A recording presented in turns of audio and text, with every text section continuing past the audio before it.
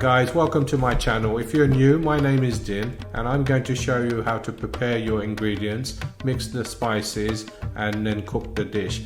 Very simple method I'm going to use, so please follow the instructions carefully. So let's cook.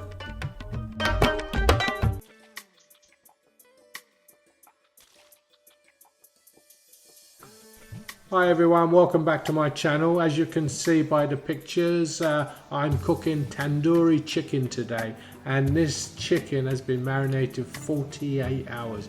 Doesn't it look glorious? All those spices have really got into the meat, and I've got 3 whole birds cut into 12 pieces, and I'm going to cook them all together, would you believe? Now this may look a bit complicated, but I assure you it isn't, and after practice you too can use your tandoor to maximum like this and cook 3 whole chickens at once. There is a procedure to it. If you follow my videos, you'll see how it's all done.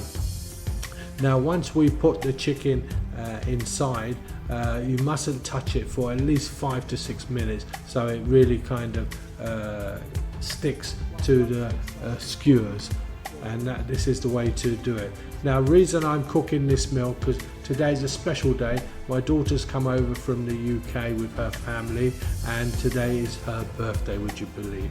I won't tell you her age because that'll give it away how old I am. So there you go. What we're going to do is move it around every 4 to 5 minutes, and it will cook nice and evenly. Use the lid to retain the heat inside the oven.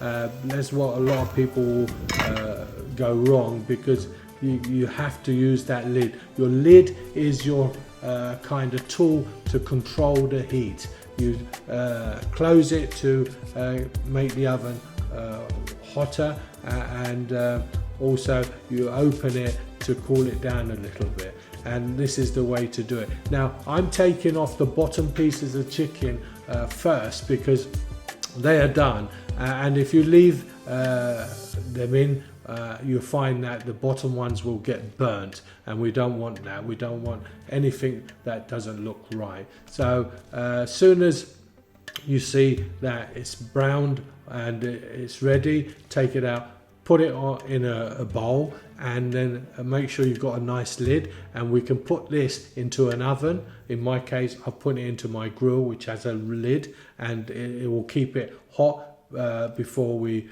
go to serve. Now once we've got all the tandoori ready, leave it for a few moments, like about 5 minutes, for the oven to get hotter again, and then we put our nuns in. We're going to put our nuns in 3 at a time, and my nun mixture is absolutely perfect. I've perfected this. 1 kilo of naan flour makes about 10 to 11 naans, about 140 grams each ball. If you follow my video on making naans, you will see that you have to make the dough a day before, and then on the day you make your naans, you make the balls, cover them with a plastic and then a damp cloth, and leave them out at room temperature. This is the way you'll get perfect naans. So don't skip any procedure, and make sure you wet your arm, because we don't want you to get burned when you put your hand in the oven, because it is hot. Naans will cook very quickly, so we don't want to waste our time leaving them in there too long. Thanks for watching my video. If you like this content, please subscribe to my channel and enjoy my recipes. And now we're ready to dish up. Doesn't this look wonderful? We have a salad, we have naan bread, and we have our tandoori chicken still steaming, of course, and vegetable curry. This is going to go down a treat. It's my daughter's favorite, and I hope she will enjoy it, which I know she will. Thanks. Enjoy. And goodbye.